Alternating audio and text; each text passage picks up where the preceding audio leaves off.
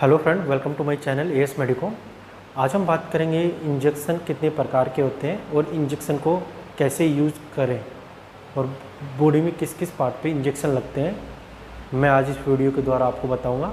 सबसे पहले बात करेंगे कि इंजेक्शन कितने टाइप के होते हैं। इंजेक्शन 4 टाइप के इंजेक्शन होते हैं जो आपको स्क्रीन पर दिया गया है। सबसे पहले इंजेक्शन के बारे में बताएंगे। इंट्रामस्कुलर इंजेक्शन, जो मसल में लगने वाले इंजेक्शन को इंट्रामस्कुलर इंजेक्शन कहते हैं, जो 90 डिग्री पे लगते हैं। सेकंड आता है सबक्यूटेनियस। ये सबक्यूटेनियस टिश्यू होते हैं उसमें लगते हैं, ये 45 डिग्री एंगल पे लगते हैं। और सबक्यूटेनियस टिश्यू में सबसे ज़्यादा इंसुलिन के इंजेक्शन लगते हैं। अब थर्ड नेक्स्ट के बारे में बात करते हैं, इंट्रावेनस इंजेक्शन क्या होते हैं। जो वैन में लगने वाले इंजेक्शन को इंट्रावेनस कहते हैं, जो 25 डिग्री एंगल पे लगते हैं। और फोर्थ के बारे में बात करते हैं, इंट्राडर्मल, जो स्किन में लगने वाले इंजेक्शन को इंट्राडर्मल कहते हैं और ये 10 से 15 डिग्री एंगल पे लगते हैं। और इंट्राडर्मल इंजेक्शन सबसे ज़्यादा कब यूज़ होता है, जब कोई एलर्जी का टेस्ट करते हैं, मतलब कोई इंजेक्शन लगाने से पहले टेस्ट करते हैं तो वे इंट्राडर्मल में लगा के टेस्ट किया जाता है। अब बात करते हैं कि स्किन की कितनी लेयर होती है। ये एनाटोमी है स्किन की 3 लेयर होती है। सबसे पहले आती है एपिडर्मिस, सेकेंड आती है डर्मा मतलब डर्मिस आती है, थर्ड आती है हाइपोडर्मिस, इसका दूसरा नाम होता है सबक्यूटेनियस टिश्यू। तो मैं बात करूँगा कि एपिडर्मिस की 5 लेयर होती है मेडिकल लाइन में। मैं आपको भी नहीं बताऊँगा, आपको मैं ओनली बेसिक बताऊँगा। और जो पसीने वाली ग्लैंड होती है और आर्टरी वेन होती है, जो डर्मा में होती है सेकेंड लेयर होती है। जो रेड वाली होती है आर्टरी और ये ब्लू वाली होती है वेन होती है। ये स्वेट ग्लैंड होती है, ये हेयर होते हैं। अब बात करते हैं सबसे पहले इंजेक्शन के बारे में। फर्स्ट इंजेक्शन के बारे में बात करते हैं, इंट्रामस्कुलर इंजेक्शन। इंट्रामस्कुलर इंजेक्शन का मतलब क्या होता है, जो मसल में लगने वाले इंजेक्शन को इंट्रामस्कुलर इंजेक्शन कहते हैं और ये 90 डिग्री एंगल पे लगते हैं। सबसे ज़्यादा इंजेक्शन इंट्रामस्कुलर इंजेक्शन हिप पे लगते हैं, जो आपको ये पार्ट दिखाया गया है, इसके लेटरल साइड में अपर क्वार्टर पर ये लगते हैं। आपको नहीं इस पार्ट पे यूज़ करना, नहीं इस पार्ट पे, नहीं इस पार्ट पे, आपको ओनली अपर पार्ट पे इंजेक्शन लगाना है, क्योंकि यहाँ पे स्ciatic नर्व गुजरती है। तो उसमें एक बार इंजेक्शन लगने के बाद पैरालाइज आ जाता है। तो सबसे ज़्यादा आपको ये ध्यान रखना है। दूसरा, आपको जो डेल्टोइड मसल होती है वहाँ पे आपको 90 डिग्री एंगल पे इंट्रामस्कुलर इंजेक्शन लगा सकते हो। और जो तीसरा इंजेक्शन सबसे ज़्यादा लगता है तो थाई में लगता है, जांग में, लेटर साइड में। अब मैं आपको बताया था स्ciatic नर्व कहाँ पे गुजरती है, जो आपको ये दिख रही है, ये स्ciatic नर्व। आप इस पार्ट पे इंजेक्शन लगा दोगे, इस पार्ट पे तीनों पे, तो पैरालाइज आने का सबसे ज़्यादा खतरा होता है। मतलब पेशेंट का पाँव काम करना बंद कर देगा और बाद में बिल्कुल उसमें ब्लड सप्लाई या कुछ ही नहीं होगी, तो पाँव करना बंद कर देगा। तो आप इंजेक्शन थोड़ा ध्यान से लगाएं इंट्रामस्कुलर।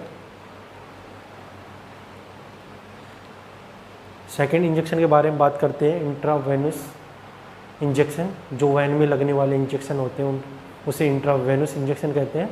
अब ये इंट्रावेनस इंजेक्शन आप कैनुला के रूप में भी लगा सकते हो और आप सबसे ज़्यादा वैन में लगते हैं, जो आपको इस टाइप में दिखाई, इस टाइप में भी लगा सकते हो, इस टाइप में भी लगा सकते हो, इस टाइप में भी लगा सकते हो। ये इंट्रावेनस इंजेक्शन होते हैं जो 25 डिग्री एंगल पे लगते हैं। अब आते हैं थर्ड इंजेक्शन के बारे में बात करते हैं, इंट्राडर्मल इंजेक्शन। इंट्राडर्मल इंजेक्शन क्या होते हैं, जो सेकेंड व जो स्किन की सेकेंड लेयर होती है डर्मिस, उसमें लगने वाले इंजेक्शन को इंट्राडर्मल इंजेक्शन कहते हैं।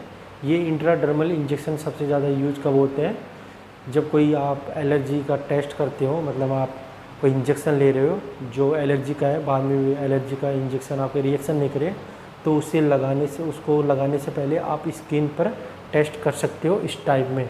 और ये सबसे ज़्यादा 10 से 15 डिग्री एंगल पे लगते हैं और आप लगाने के बाद उसको 15 मिनट तक उसको टेस्ट करके आप इंजेक्शन यूज़ कर सकते हो।